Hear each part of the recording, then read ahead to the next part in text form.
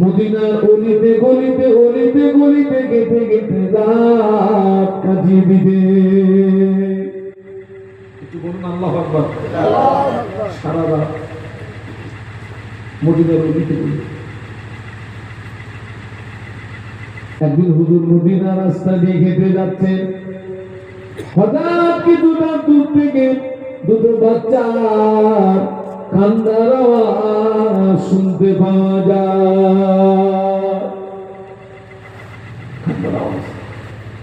হুজুরের মনের ভিতরে কৌতূহল বেড়ে গেল, কেন দুটি বাচ্চা কাঁদে, কেন রোনাজারি করে?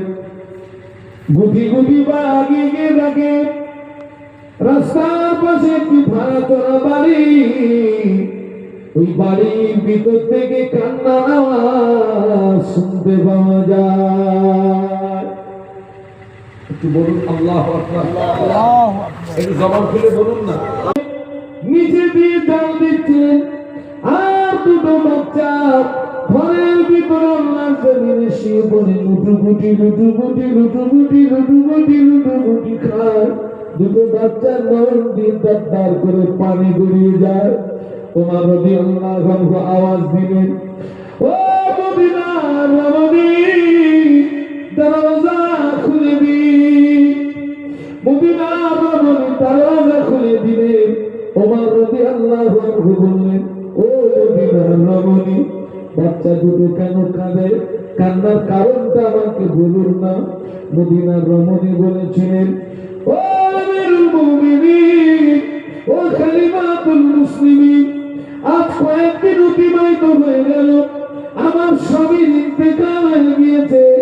বাচ্চাদের বড় ভুখা পেয়েছে, বাচ্চাদের বড় ক্ষুধা পেয়েছে।